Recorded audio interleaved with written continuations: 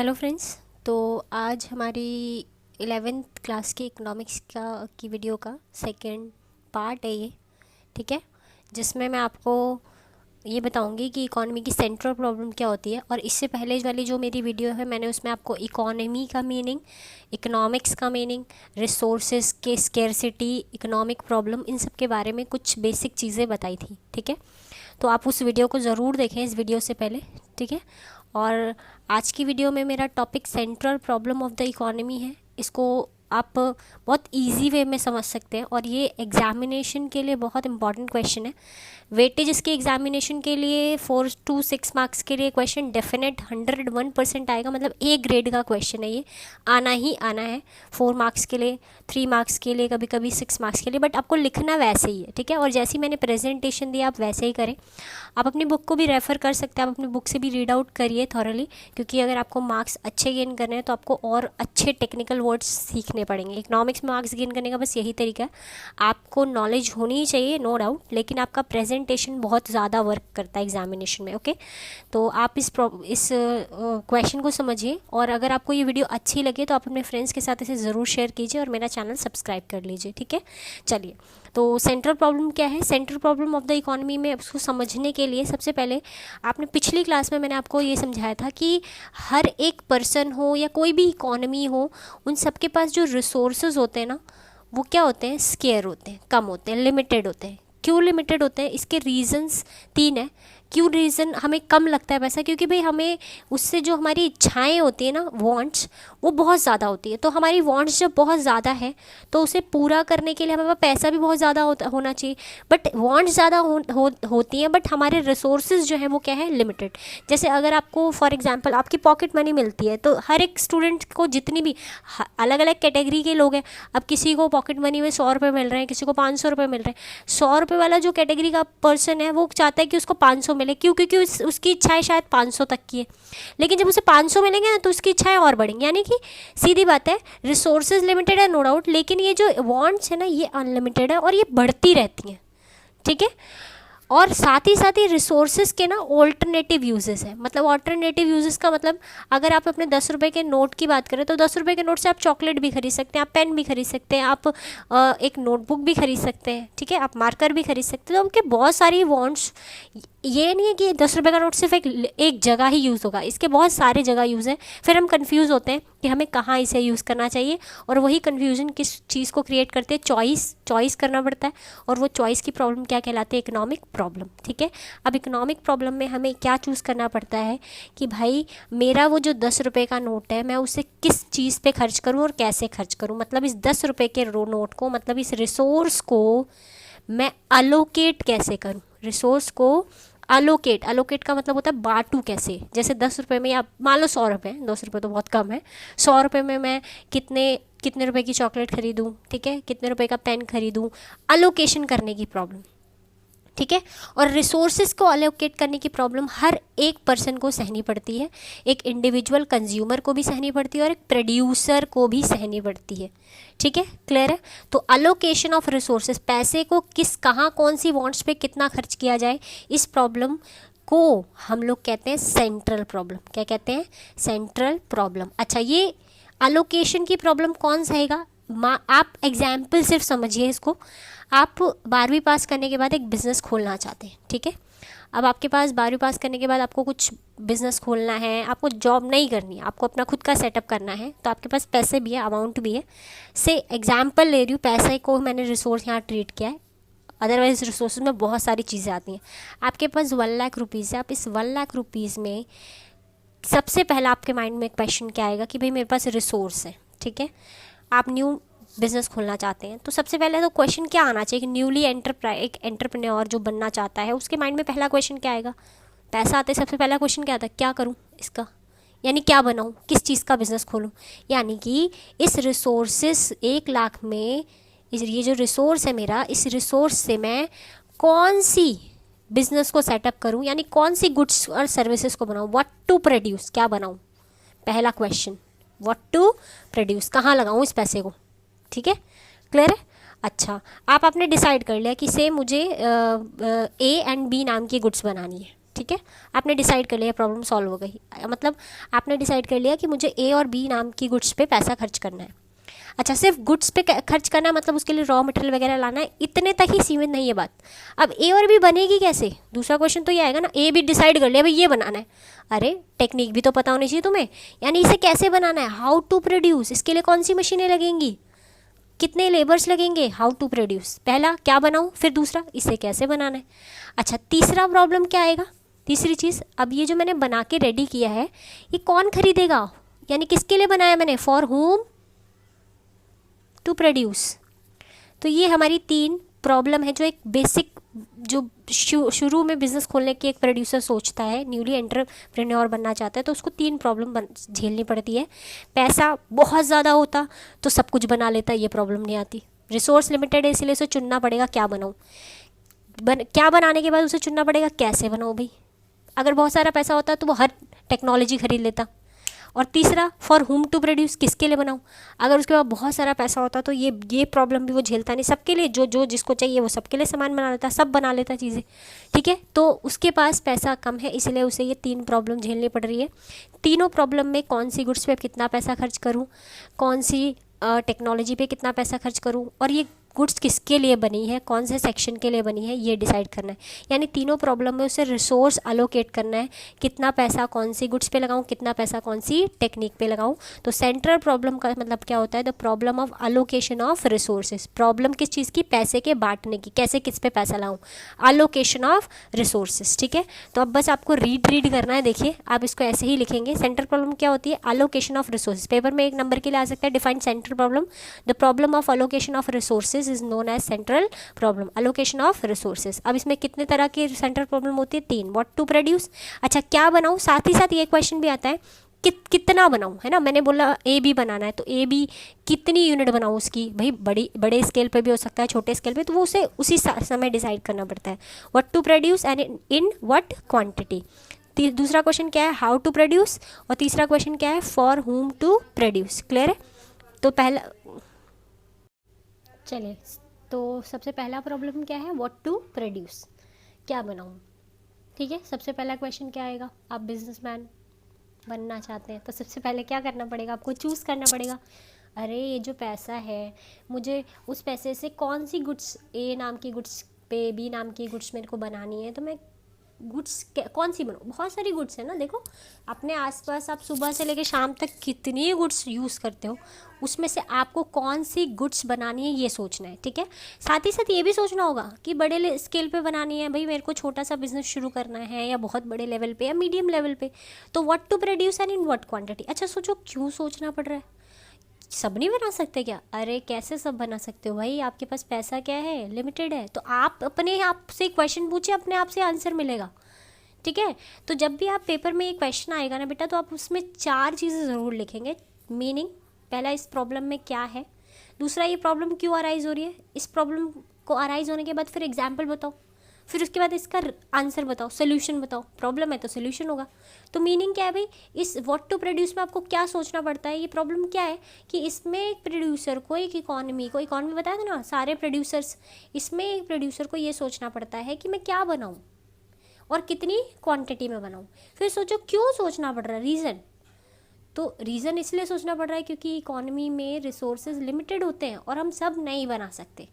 तो पहला what to produce में क्या क्या प्रॉब्लम है, ये दिस प्रॉब्लम इन्वॉल्व, इस प्रॉब्लम में क्या शामिल होता है, selection of goods and services. इसमें इकॉनमी को क्या करना पड़ता है बेटा, सिलेक्शन करना पड़ता है गुड्स एंड सर्विसेज का, कौन सी गुड्स एंड सर्विसेज जो से बनानी है टू बी प्रोड्यूस, और साथ ही साथ and the quantity to be produce. तो this problem involve selection of goods and services to be produce and the quantity to be produce. Reason में लिखेंगे, रीजन भी लिखेंगे इसी के साथ, every economy has a limited resources thus they can't produce all goods and services, simple है। अच्छा जैसे एग्जाम्पल, अगर एक इकॉनमी एक गुड्स ज़्यादा बनाना चाहती है तो उसे दूसरे गुड्स का प्रोडक्शन कम करना, यानी अगर आपने 2 गुड्स चुन भी ली ना बेटा, तो इसमें भी एक गुड्स को ज़्यादा बनाने के लिए आपको दूसरा गुड्स कम बनाना ही पड़ेगा, क्योंकि आपके पास रिसोर्सेज क्या है, कम है। तो आप अगर एक के लिए रॉ मटेरियल ज़्यादा लाते हो तो दूसरे के लिए ऑटोमेटिकली आपको रॉ मटेरियल कम ही मिलेगा ना, पैसा ज़्यादा नहीं है आपके पास।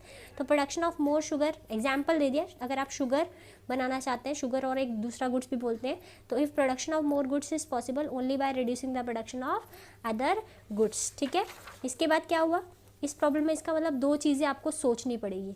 इस प्रॉब्लम के दो एस्पेक्ट है, इसी प्रॉब्लम में दो एस्पेक्ट है। पहला क्या, कि मैं कौन सी गुड्स बनाऊं और कितनी बनाऊं, यानी this problem has a to aspect. आप सीधा सीधा लिख दीजिएगा, इतनी एक्सप्लेनेशन देने की जरूरत नहीं है। What possible commodity to be produce, कौन सी कॉमोडिटी बनाऊं, what possible goods to be produce. ठीक है, इसमें क्या करना पड़ता है, an economy has to decide whether consumer goods बनाने चाहिए, आम जनता जो खाती है दाल चावल ये सब, या फिर कैपिटल गुड्स मशीनरी वगैरह बनानी चाहिए। ठीक है, मोबाइल्स वगैरह बनाने चाहिए। तो इसमें सीधा लिख दीजिएगा, इस प्रॉब्लम में दो चीज़ें ढूंढनी है, एक क्या बनाऊं, what and quantity, how much. तो what possible goods to be produce and how much to be produce. Clear है। अब इसका कंक्लूजन या गाइडिंग फैक्टर मतलब होता है सोल्यूशन, कैसे इसको प्रॉब्लम को अगर फेस कर रहे हो तो क्या सोल्यूशन देना चाहिए। सीधी बात है, देखो हम ना अगर अपने तरीके से बात करें, हमें वो गुड्स बनानी चाहिए जो ज़्यादा डिमांड हो रही है, उसी वो ज़्यादा बिकेगी, ज़्यादा प्रॉफिट होगा। लेकिन हम ऐसे बोलेंगे नहीं, हम थोड़ा सा अच्छे वे में बोलेंगे ताकि बुरा ना लगे किसी को। तो हम कहेंगे हमें पैसा कम है तो अपने पैसे, कम पैसे को उन गुड्स पर लगाओ, अलोकेट द रिसोर्सेज। ठीक है, उन गुड्स पर लगाओ जो लोगों की मैक्सिमम वांट्स को क्या करती है, सेटिस्फाई, मैक्सिमम वांट्स को सेटिस्फाई करती है, इसका मतलब उसकी डिमांड ज़्यादा होगी। एग्जाम्पल ले सकते हैं आप, तो allocate the resources in such a manner which give maximum satisfaction, जो मैक्सिमम सेटिस्फेक्शन दे। क्लियर है। अच्छा, दूसरी प्रॉब्लम क्या है, हाउ टू प्रोड्यूस। भाई देखो, हाउ टू प्रोड्यूस में, व्हाट टू प्रोड्यूस में क्या सिलेक्ट करना पड़ता है, गुड्स। अब दूसरे में क्या सोचोगे, कैसे बनाऊँ, कौन सी मशीन यूज़ करूँ, तो इसमें सिलेक्शन ऑफ टेक्नोलॉजी होती है, टेक्निक को सिलेक्ट करना पड़ता है। बेटा टेक्निक दो तरह की होती है, एक होती है कैपिटल इंटेंसिव, कैपिटल मतलब होता है मशीन, ठीक है, इंटेंसिव, और एक होती है लेबर इंटेंसिव। अच्छा, कैपिटल इंटेंसिव क्या होती है, कैपिटल इंटेंसिव का मतलब मशीन से बनाओ, मशीन से बनाओ नहीं, मशीन ज़्यादा यूज़ करो दो और लेबर कम। कैपिटल में लेबर यूज़ होते हैं और मशीन और लेबर दोनों यूज़ होते हैं, बट कैपिटल ज़्यादा, मशीन ज़्यादा और लेबर कम। और लेबर इंटेंसिव टेक्निक में लेबर ज़्यादा और मशीन कम। जैसे मेट्रो, अगर मेट्रो का कंस्ट्रक्शन की बात की जाए तो बेटा मेट्रो के कंस्ट्रक्शन में मशीनों का ज़्यादा योगदान है। ठीक है, क्लियर है। ठीक है, और अगर आप फूड ग्रेन की बात करोगे, फूड ग्रेन जो हमारे गांव में किसान वगैरह फूड ग्रेन प्रोड्यूस करते हैं तो उसमें लेबर ज़्यादा यूज़ होते हैं, मशीनें तो बाद में यूज़ होती है मैन्युफैक्चरिंग में। ठीक है, तो हाउ टू प्रोड्यूस किस चीज़ की प्रॉब्लम है भाई, पहले में क्या था, सिलेक्शन ऑफ गुड्स, दूसरे में क्या है, द प्रॉब्लम इज रेफर्स या involve selection of technique to be use for the production of goods and services. ठीक है। अच्छा, there are two type of technique, ये भी बताना है। लेबर इंटेंसिव, इसमें क्या होता है, लेबर इंटेंसिव में in this more labour less capital use, capital में क्या होता है, in this more capital and less labour is use. ठीक है, इसके बाद क्या करेंगे, एग्जाम्पल देंगे। For example, textile can be produce either labour intensive technique और कैपिटल इंटेंसिव टेक्निक। ठीक है, और जैसे for example metro project work, there is a engaged lot of machinery and less amount of labor means metro project using capital intensive technique। तो example दे देनी है कि a goods can be produced by labor intensive और capital intensive। अच्छा, solution क्या है, कौन सी machine use करनी चाहिए, कौन सी टेक्निक, तो तुम एक प्रोड्यूसर हो भाई, तुम वही टेक्निक यूज़ करोगे जो तुमको सस्ती पड़े, तुम्हें प्रॉफिट कमाना है। ठीक है ना, कौन सी टेक्निक यूज़ करनी चाहिए, तुम्हें अगर मैं क्वेश्चन पूछूँ कौन सी टेक्निक यूज़ करोगे, मैंने बोला लेबर अगर ज़्यादा यूज़ करोगे तो ज़्यादा पैसा लगेगा, कॉस्ट ज़्यादा लगेगी, तो तुम कहोगे भाई नहीं मशीन ही यूज़ कर लेते हैं। तो देखो आप अपना पैसा तुम्हें उसी पैसे से मशीन पे खर्च करना है, लेबर यूज़ करने हैं, तो अपने पैसे को कौन सी टेक्निक पे खर्च करोगे, तो allocate the resources in such a way on a such a way which give maximum minimum cost, जो जिसपे पैसा कम से कम लगे एंड मैक्सिमम आउटपुट आए। तो सीधी बात है, allocate resources या use the such technique which give minimum cost at maximum output। Clear है। अच्छा, नेक्स्ट प्रॉब्लम है फॉर whom to produce, किसके लिए बनाऊँ। सोचो इसमें किसको सेलेक्ट करना है, लोगों को भाई, कौन खाएगा मेरा गुड्स, कौन यूज़ करेगा, तो selection of category of people, यानी मैं अपने गुड्स कहाँ बांटूँ, मेरे गुड्स के यूज़र कौन है, गुड्स का डिस्ट्रीब्यूशन है, गुड्स का डिस्ट्रीब्यूशन। ठीक है, अब बेटा ध्यान से सुनना, मैं जनरली इसमें दो डिस्ट्रीब्यूशन चेक कर सकती हूँ, मतलब दो लोगों के लिए, एक होता है पर्सनल डिस्ट्रीब्यूशन मतलब मैं किसके लिए बना रही हूँ, देखो ध्यान से। पर्सनल डिस्ट्रीब्यूशन का मतलब होता है मैं लोगों की पर्सनैलिटी, अब लोग अमीर है गरीब है, इन मतलब लोगों की हैसियत के अकॉर्डिंग गुड्स बनाऊंगी। जिसके पास ज़्यादा हैसियत मैं उसके लिए गुड्स बनाऊँ, ठीक है। तो पर्सनल डिस्ट्रीब्यूशन में मैं लोगों की अमाउंट, मनी को देखकर गुड्स बनाऊंगी। जिसके पास ज़्यादा पैसा मैं उसको लिए ज़्यादा गुड्स बनाऊंगी। और दूसरा चेक कर सकते हैं, दूसरा किस बेसिस पे बना सकते हैं, फंक्शनल डिस्ट्रीब्यूशन। तो हम फंक्शनल डिस्ट्रीब्यूशन में चेक करते हैं कि कौन ज़्यादा फंक्शन काम करता है। तो इकॉनमी में जो ज़्यादा काम करेगा उसी के लिए गुड्स ज़्यादा बनेगी। तो हमारे पास हम दो चीज़ें चेक कर सकते हैं, यानी दो लोगों, हम जब किसके लिए गुड्स बनाए तो हम दो बेसिस पे इस प्रॉब्लम को सॉल्व कर सकते हैं।